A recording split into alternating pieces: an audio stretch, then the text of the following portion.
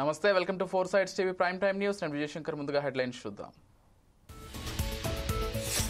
Betting app కేసులో ED విచారణ ముమ్మరం. విచారణకు రావాలని సెలబ్రిటీలకు నోటీసులు.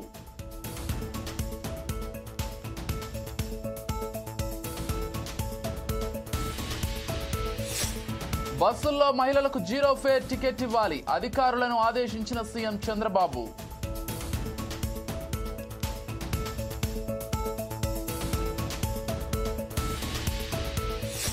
నా కుమారుడికైనా ఇండస్ట్రీలో టాలెంట్ ఉంటేనే చోటు, హరిహర వీరమల్లు ప్రెస్ మీట్ లో పవన్ కళ్యాణ్.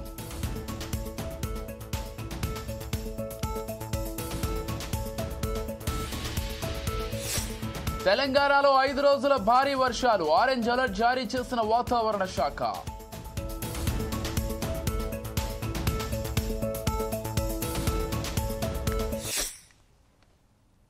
డీటెయిల్స్ చూస్తే, తెలంగాణలోని అన్ని జిల్లాల కలెక్టర్లకు సీఎం రేవంత్ రెడ్డి కీలక ఆదేశాలు జారీ చేశారు. సచివాలయం వేదికగా కలెక్టర్లతో వీడియో కాన్ఫరెన్స్ నిర్వహించారు. ఈ సందర్భంగా సీఎం మాట్లాడుతూ కలెక్టర్లు, అధికారులు కూడా రేషన్ కార్డుల పంపిణీ కార్యక్రమంలో పాల్గొనాలని ఆదేశించారు. రేషన్ కార్డుల పంపిణీ ప్రక్రియ నిరంతరంగా కొనసాగుతుందని, ఎవరూ ఆందోళన చెందాల్సిన పనిలేదని కీలక ప్రకటన చేశారు. ఈ నెల 25వ తేదీ నుంచి వచ్చే నెల 10వ తేదీ వరకు రేషన్ కార్డులు పంపిణీ చేయాలని చెప్పారు. మంత్రులు బాధ్యత తీసుకుని స్థానిక ఎమ్మెల్యేలను కార్యక్రమంలో భాగస్వాములను చేయాలని అన్నారు. ప్రభుత్వం సన్నబియ్యం ఇస్తుండటంతో రేషన్ కార్డుల డిమాండ్ బాగా పెరిగిందని ఈ సందర్భంగా గుర్తు చేశారు. కొత్తగా 7 లక్షల కార్డులు ఇచ్చామని సీఎం అన్నారు. రేషన్ కార్డులు అత్యంత ప్రతిష్టాత్మకంగా మనం కార్యాచరణ తీసుకున్నాం. మన తుంగతుర్తిలో పెద్ద ఎత్తున మనం ప్రారంభోత్సవం చేసుకున్నాం. దాదాపుగా ఇప్పటికీ రేషన్ కార్డులకు సంబంధించి మనం చాలా కార్యక్రమాలు తీసుకున్నా రొటీన్గా జరిగిపోతుంది. ఈ రొటీన్గా జరిగే దాంట్లో 7 లక్షల పైన మనం కొత్త రేషన్ కార్డులను యాడ్ చేసి 31 లక్షల మంది దీంట్లో యాడ్ అయినరు. దాదాపు ఇప్పుడు రాష్ట్రంలో 96,95,000 రేషన్ కార్డులు ఉన్నాయి. దాదాపుగా 3,10,00,000 మంది రోజు రేషన్ ఉపయోగించుకుంటున్నారు. ఇంతకుముందు రేషన్ కార్డు కానీ రేషన్ షాపులు కానీ డిమాండ్ లేదు. దొడ్డు బియ్యం ఇచ్చినప్పుడు ఎవరు పెద్దగా దాన్ని పట్టించుకొని దొడ్డు బియ్యం తెచ్చుకున్న సందర్భాలు లేవు. అదేదో బ్లాక్ మార్కెట్లను మిల్లర్స్ ఎవరో కొనుక్కొని ఎవరో పోయేది. ఇప్పుడు ప్రభుత్వం పౌర సరఫరాల శాఖ ప్రజలకందరికీ సన్న బియ్యం ఇవ్వాలని డిసైడ్ చేయడంతో ప్రతి వాడు ఖచ్చితంగా సన్న బియ్యం తీసుకుంటున్నాడు. ప్రతి మనిషికి 6 కిలోల చొప్పున 3,10,00,000 మందికి ఈరోజు తెలంగాణ రాష్ట్ర ప్రభుత్వం సన్న బియ్యం ఇస్తుంది. నిన్న మొన్న పౌర సరఫరాల శాఖ 3 నెలలకు ఒకేసారి సంబంధించిన రేషన్ ఇచ్చింది. దాంతో రేషన్ కార్డులకు విపరీతమైన డిమాండ్ పెరిగింది. 1 కొత్త రేషన్ కార్డులు, 2 ఉన్న పాత రేషన్ కార్డులలో పేర్లు తొలగించడం, పేర్లు చేర్పించడం, ఇవి ప్రధానమైన అంశాలు. వీటికి సంబంధించి పూర్తి స్థాయిలో కార్యాచరణ తీసుకోవాలి. అందరి సమస్యలను అడ్రస్ చేయాలి. జిల్లా కలెక్టర్లకు ఈ 25th నుంచి వచ్చే నెల 10 తారీఖు వరకు జిల్లా కలెక్టర్లకు, శాసనసభ్యులకు, జిల్లా ఇన్ఛార్జ్ మంత్రులకు కార్యాచరణ ఇది. ఈ నెల 25 తారీఖు నుంచి వచ్చే నెల 10 తారీఖు 15 రోజులు అన్ని మండల కేంద్రాలల్లో ఖచ్చితంగా రేషన్ కార్డ్స్ డిస్ట్రిబ్యూషన్ కార్యక్రమం తీసుకోవాలి. అధికారికంగా అన్ని నియోజకవర్గాలలో ఉన్న మండల కేంద్రాలలో అధికారిక కార్యక్రమాలను తీసుకొని స్థానిక శాసనసభ్యులను తప్పకుండా అందులో భాగస్వాములను చెయ్యాలి. ఆగస్టు 15 నుంచి మహిళలకు బస్సుల్లో జీరో ఫేర్ టికెట్ ఇవ్వాలని సంబంధిత అధికారులను సీఎం చంద్రబాబు ఆదేశించారు. మహిళలకు ఉచిత బస్సు ప్రయాణం పథకంపై సీఎం సమీక్ష నిర్వహించారు. మహిళలకు ఉచిత బస్సు పథకంతో ఏ రాష్ట్రాలకు ఎంత భారమనే అంశంపై చర్చించారు. ఉచిత ప్రయాణంతో లబ్ధి, 100% రాయితీ వివరాలను మహిళలకు ఇచ్చే జీరో ఫేర్ టికెట్లో పొందుపరచాలన్నారు. ఈ పథకం ఆర్టీసీకి భారం కాకుండా ఆదాయ మార్గాలు అన్వేషించాలని, నిర్వహణ వ్యయం తగ్గింపుతో సంస్థను లాభాల బాట పట్టించాలని అన్నారు. లాభాల అర్జన విధానాలు, మార్గాలపై కార్యాచరణ రూపొందించాలని అన్నారు. రాష్ట్రంలో ఇకపై ఏసీ, ఎలక్ట్రానిక్ బస్సులే కొనుగోలు చేయాలని, ఆర్టీసీ బస్సులకు ఎలక్ట్రానిక్ గా మారిస్తే నిర్వహణ వ్యయం తగ్గుతుందని తెలిపారు. ఇందుకు అవసరమయ్యే విద్యుత్తును సొంతంగా ఉత్పత్తి చేసుకోవాలని స్పష్టం చేశారు. అన్ని ఆర్టీసీ డిపోల్లో ఛార్జింగ్ స్టేషన్ల ఏర్పాటుపై అధ్యయనం చేయాలని అధికారులను సీఎం దిశానిర్దేశం చేశారు.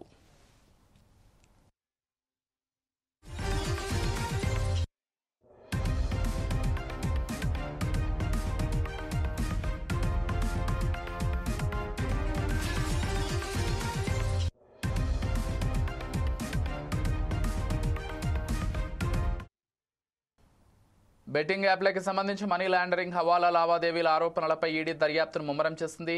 ఈ కేసులో విచారణను మరింత వేగవంతం చేస్తూ తాజాగా పలువురు సినీ ప్రముఖులకు నోటీసులు జారీ చేసింది. బెట్టింగ్ యాప్ కేసులో సెలబ్రిటీలు రానా, ప్రకాష్ రాజ్, మంచులక్ష్మి, విజయ్ దేవరకొండకు ఈడీ నోటీసులు అందజేసింది. జూలై 23న దగ్గుబాటి రానా, జూలై 30న ప్రకాష్ రాజ్, ఆగస్టు 6న విజయ్ దేవరకొండ, ఆగస్టు 13న మంచు లక్ష్మీ ప్రసన్న విచారణకి హాజరవ్వాలని నోటీసుల్లో తెలిపారు ఈడీ అధికారులు. అంతేకాకుండా విదేశీ బెట్టింగ్ యాప్లను వీరు ప్రమోట్ చేసినట్లు ఈడీ అధికారులు గుర్తించారు. ఈ క్రమంలో దగ్గుబాటి రానా, ప్రకాష్ రాజ్, విజయ్ దేవరకొండ, మంచు లక్ష్మీ ప్రసన్నలని మనీ లాండరింగ్ కోణంలో ఈడీ అధికారులు విచారణ చేయనున్నట్లు తెలుస్తోంది.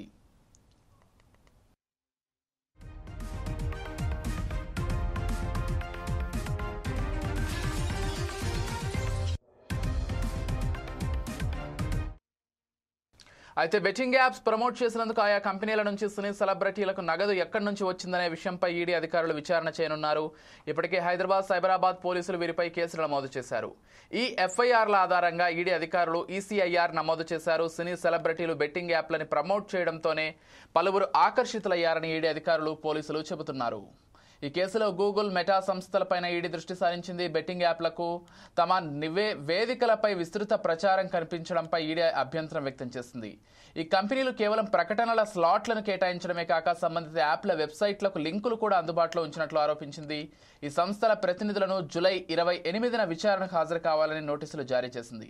బెట్టింగ్ యాప్ల ద్వారా పెద్ద ఎత్తున మనీ లాండరింగ్, హవాలా లావాదేవీలు జరుగుతున్నట్లు ఆరోపణల నేపథ్యంలో ఈ కేసు విషయంలో ఈడీ జోరు పెంచింది.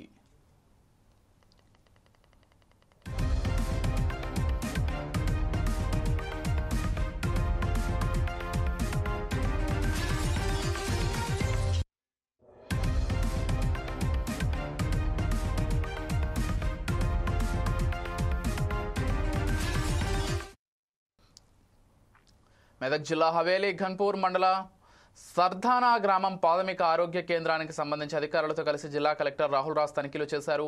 ఈ సందర్భంగా ఆరోగ్య కేంద్రంలో చికిత్స కోసం వచ్చే పేషెంట్లకు మెరుగైన వైద్య సేవలు అందించాలని జిల్లా కలెక్టర్ వైద్య సిబ్బందిని ఆదేశించారు. అంతేకాకుండా పేషెంట్లతో మాట్లాడి ఏ విధంగా వైద్య సేవలు అందిస్తున్నారు, అన్ని వస్తువులు సక్రమంగా ఉన్నాయా, ఏమైనా ఇబ్బందులు ఉన్నాయా అనే వివరాలను అడిగి తెలుసుకున్నారు. పొద్దుగాల 9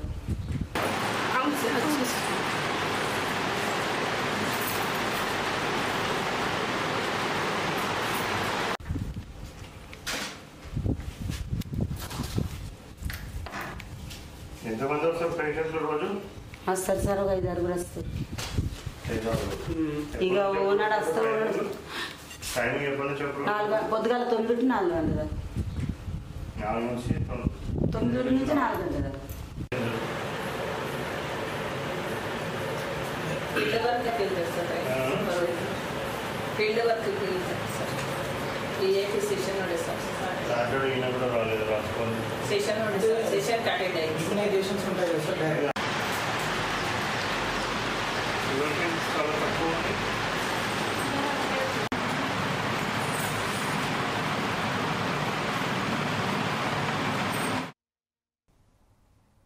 అమరావతి నిర్మాణంలో ఉన్న భవనాలను మంత్రి నారాయణ పరిశీలించారు.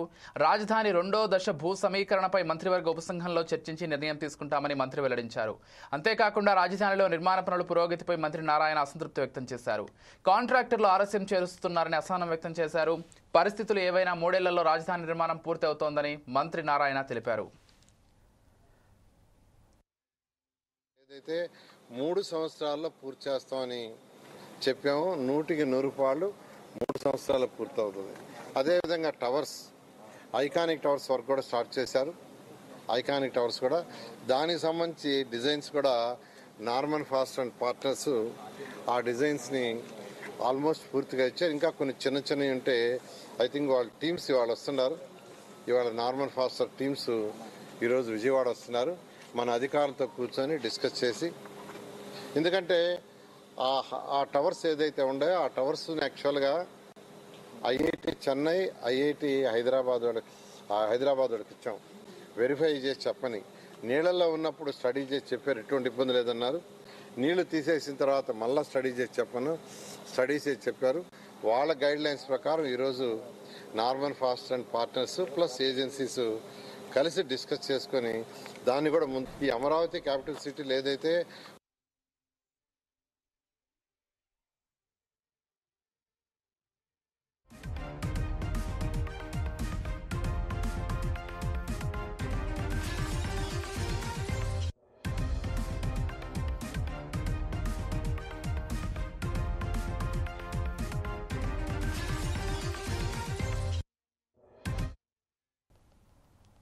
ఆపరేషన్ సింధూర్పై భారత సైన్యాన్ని అభినందించారు ప్రధాని మోదీ.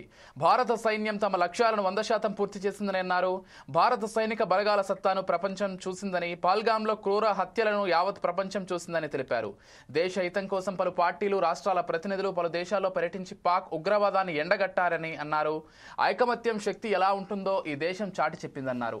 అన్ని పార్టీలకు ప్రధాని మోదీ అభినందనలు తెలిపారు.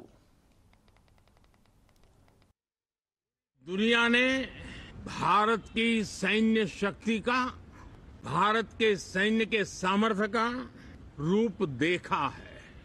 ऑपरेशन सिंदूर में भारत की सेना ने जो लक्ष्य निर्धारित किया था 100% अचीव किया. मेड इन इंडिया सैन्य शक्ति का ये नया स्वरूप, इस पर भी दुनिया बहुत आकर्षित हुई है कि शांति और प्रगति कंधे से कंधा मिलाकर के आगे बढ़ने के కుల వృత్తుల బాగోగులపై రాష్ట్ర ప్రభుత్వం దృష్టి సారించడం లేదని మాజీ మంత్రి శ్రీనివాస్ గౌడ్ ఆరోపించారు. కుల వృత్తులను పూర్తిగా భూస్థాపితం చేయాలని చూస్తున్నారని విమర్శించారు. లిక్కర్ మాఫియాకు తలొగ్గి కల్తీ పేరిట పూర్తిగా గీత వృత్తిని రూపుమాపేయాలన్న ఆలోచన చేస్తున్నారని ఆరోపించారు. కళ్ళు దుకాణాలు బంద్ చేస్తే ఊరుకునేది లేదని హెచ్చరించారు. గౌడ సమస్యల విషయంలో ప్రభుత్వాన్ని నిలదీసేందుకు త్వరలోనే కార్యాచరణ ప్రకటిస్తామని తెలిపారు. కుల వృత్తిని అందాల భావాలు వస్తేనేమో తొలగిపోయి తాపి అరే ఎంత బ్రహ్మాండంగా ఉందని వాళ్ళు కూడా అన్నారు. దానికి ఉపయోగపడ్డది. అది అయిపోగానే ఇమ్మీడియట్గా ఈ కళ్ళు అనేది ప్రజల దృష్టిలో చాలా చెడ్డ భావం కలిగేటట్లు, కళ్ళు తాగుతున్నాడంగానే ఎవడే కానీ ఈ కళ్ళు మంచి ప్యూర్ కళ్ళు చెట్ల కాడ తాగిన కూడా అరే ఇది అయ్యేటట్లు అంటట్లు, కుల వృత్తిని అగౌరవపరిచేటట్లు, కుల వృత్తిని ఈ కుల వృత్తి అని చెప్పుకోవడానికి కూడా పూర్తి హీనంగా ఉండేటట్లు మీరు తయారు చేసిండ్రు. నేను అడుగుతా ఉన్నా ప్రభుత్వాన్ని, ఇవాళ మీరు లిక్కర్ కంపెనీలకు తలొగ్గి, మామూలులకు తలొగ్గి, కంపెనీలకు తలొగ్గి మీరు ఇలా నిషేధం చేస్తామంటున్నారు. మరి మీ దగ్గర డిపార్ట్మెంట్ ఉన్నా మీ డిపార్ట్మెంట్కే చేత కాదంటున్నారు. ఇక అయితే లేదు, మా వల్ల అయితే లేదు. ఎప్పుడు ఇవ్వాలి? పూర్తి విచ్చలవిడిగా అయిన తర్వాత నిజంగా ఇప్పుడు గాంజా నడుస్తుంది, రకరకాల డ్రగ్స్ నడుస్తున్నాయి, అవి వదిలిపెట్టేసిండ్రు. పాలు ప్రతి ఒక్కడు పాలు తాగుతాడు.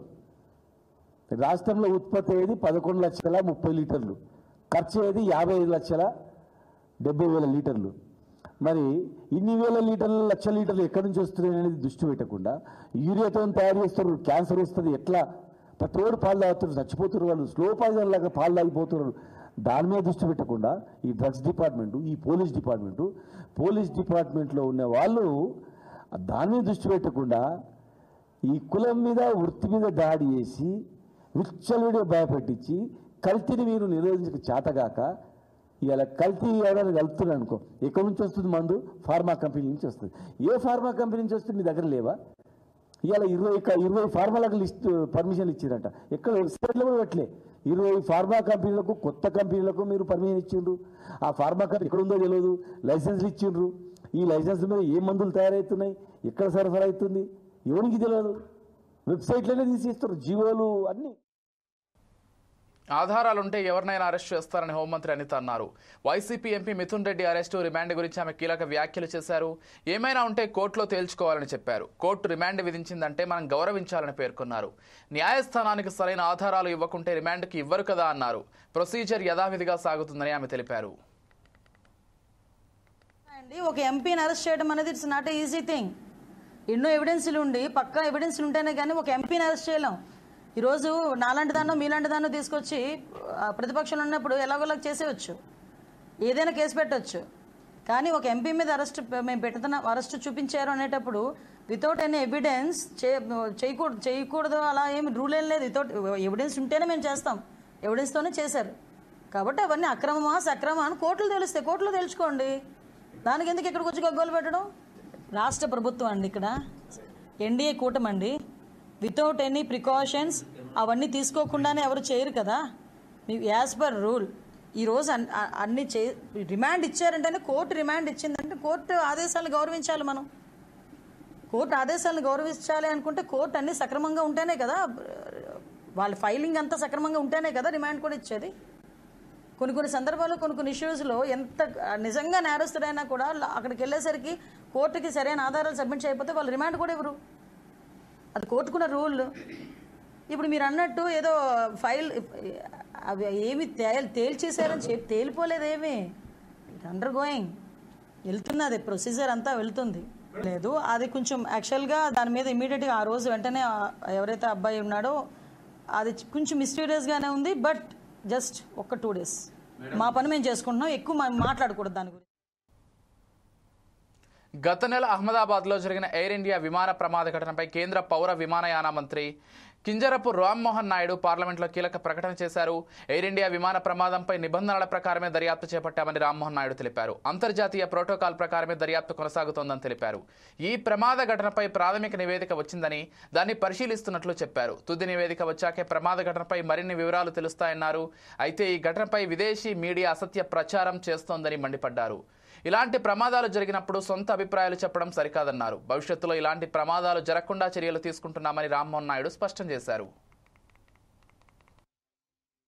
Investigation process, which is according to the international protocol, the norms which were set by International Civil Aviation Organization, where the state of operation should have their investigation body, and we have our own investigation body, which is the Aircraft Accident Investigation Bureau, which got into the investigation process right after the incident with the subject experts into the site, and they have started their process according to the international protocol, and they have involved subject matter experts, all the international necessary people who are supposed to be participating in the investigation, and they have gone through the first set of investigation process, and they have given us the preliminary report. And if you look at the preliminary reports, sir, AIB, as for the first time, so whenever these incidents happen, and if the black box gets damaged, black box is the flight data recorder, which has all the necessary information which gets recorded. And whenever there is a slight damage that happens, it was always, it came to that point, sir, where we were sending the black box outside to the original equipment manufacturer and getting it decoded from that state of manufacture only. To have a definitive answer and a definitive future correction measures, we have to look at the final report, sir. And I can say this to the House and through you to the people of this country also, that the AIB has a very definitive, thorough, rule-based process. They are very transparently looking into the process right now, and they are totally unbiased. This also I can say that the AIB is totally unbiased and looking into the facts. Now there can be many questions also. I have seen multiple articles myself. I have seen multiple articles not only by the Indian media but also the Western media trying to promote their own narrative, their own viewpoint, their own kind of consideration. But I have to tell you that the way we are seeing the investigation is through the facts. We want to stand by the truth, not what is happening with the pilots or not what is happening with the Boeing or not what is happening with the Air India or any other stakeholder which is this. We want to stand by the truth. We want to find out what exactly happened, and that is only going to be coming out once the final report has been placed.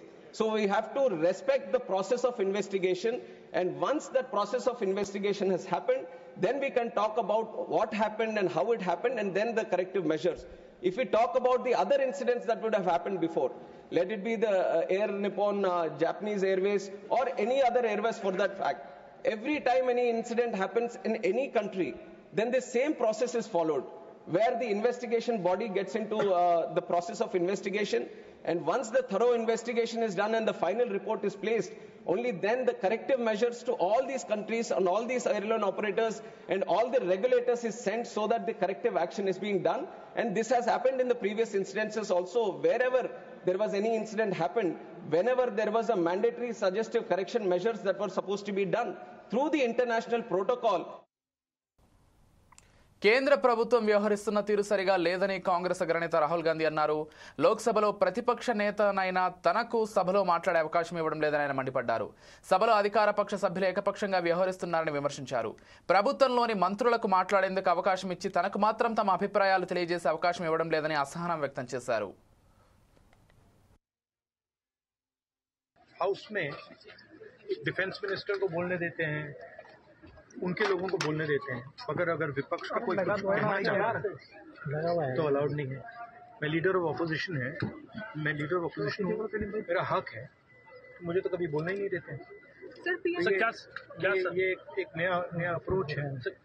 दौड़ के निकले house से 1 second में।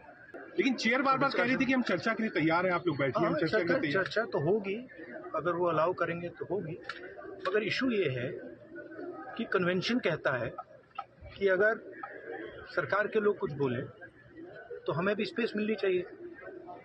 हम 2 शब्द कहना चाहते थे, मगर विपक्ष को ये अलाउड नहीं। Thank you.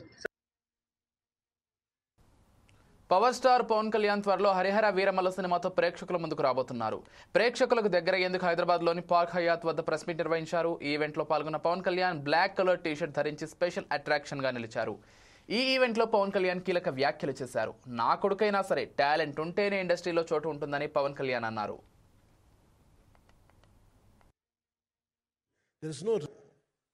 ఈ స్టార్ కాస్టింగ్ ఒకటి అంటే చిత్ర పరిశ్రమ మీద ఎందుకు ఇంత గౌరవం అంటే మనందరం కులాల మీద, మతాల మీద, ప్రాంతాల మీద, భాషల మీద కొట్టుకుంటూ ఉంటాం. But any film industry take in this world, especially Indian film industry, దీనికి there is no caste discrimination, there is no region discrimination, there is no religion discrimination, nothing. It's purely your creative potentiality, purely your creative ability. నువ్వు చిరంజీవి గారి తమ్ముడు కావచ్చు, చిరంజీవి గారి కొడుకు కావచ్చు, లేదంటే ఇంకొకళ్ళు అబ్బాయి కావచ్చు, మేనల్లుడు కావచ్చు, ఇట్ డజంట్ మ్యాటర్. నీకు టాలెంట్ లేకపోతే నువ్వు నిలబడలేవు, నీకు సత్తా లేకపోతే నువ్వు ఇక్కడ ఉండలేవు. అది నా కొడుకైనా సరే. ఇట్ ఆల్ డిపెండ్స్ నీకు ఎంత టెనాసిటీ ఉంది, ఎంత పర్సీవరెన్స్ ఉంది, ఎంత నిలబెట్టుకోగలవు, ఎంత నిలదొక్కుకోగలవు, ప్రతికూలతలు ఎంత బలంగా నిలబడగలవు. ఒక నిర్మాత సినిమా తీయడం అంటే ఒక యజ్ఞం చేయడం లాంటిది. కానీ ఈ సినిమా ప్రత్యేకించి చాలా ఛాలెంజింగ్ సర్కమ్స్టాన్సెస్లో, చాలా ఒడిదుడుకుల్లో, యాడ్వర్స్ కండిషన్స్లో కూడా మనస్ఫూర్తిగా దీన్ని ముందుకు తీసుకెళ్ళి, ఆర్థిక ఇబ్బందులు ఎన్ని వచ్చినా కానీ, అంటే నాకు పొలిటికల్గా పేరుండొచ్చు, దేశవ్యాప్తంగా నేను తెలిసి ఉండొచ్చేమో, కానీ సినిమా పరంగా వచ్చేటప్పుడు నేను చాలా హీరోస్తో కంపేర్ చేస్తే వాళ్ళందరికంటే చాలా తక్కువ నేను. సో దానికి ఉండే ఇబ్బందులు దానికి ఉంటాయి. మిగతా వాళ్ళకి బిజినెస్ అయినందుకు నాకు బిజినెస్ అవ్వదు, వాళ్ళకు వచ్చినందుకు నాకు రాకపోవచ్చు. ఎందుకంటే నా దృష్టి, నా కాంపిటేటివ్నెస్ ఎప్పుడు నేను సినిమాల మీద పెట్టలేదు. నేను ఇప్పుడు సొసైటీ, పొలిటికల్ ప్రాసెస్ పెట్టాను, కానీ ఇప్పుడు సినిమా మీద నేను. తెలంగాణలో రాగల 5 రోజులు భారీ నుంచి అతి భారీ వర్షాలు కురిసే అవకాశం ఉందని హైదరాబాద్ వాతావరణ శాఖ హెచ్చరించింది. ఈ క్రమంలో ఆయా జిల్లాలకు ఎల్లో ఆరెంజ్ అలర్ట్లు జారీ చేసింది. పశ్చిమ మధ్య వాయువ్య బంగాళాఖాతం, దక్షిణ ఒడిశా, ఉత్తరాంధ్ర, యానాం మీదుగా సగటు సముద్ర మట్టానికి 3.1 కిలోమీటర్ల ఎత్తులో ఉపరితల ఆవర్తనం ఉందని వాతావరణ శాఖ పేర్కొంది. అలాగే తూర్పు, పశ్చిమ, దక్షిణ కర్ణాటక నుంచి దక్షిణ ఆంధ్రప్రదేశ్ వరకు సముద్ర మట్టానికి 5.8 కిలోమీటర్ల ఎత్తులో కొనసాగుతోందని తెలిపింది. ఈ నెల 24 నాటికి ఉత్తర బంగాళాఖాతంలో కొత్తగా అల్పపీడనం ఏర్పడే అవకాశం ఉందని వాతావరణ శాఖ తెలిపింది.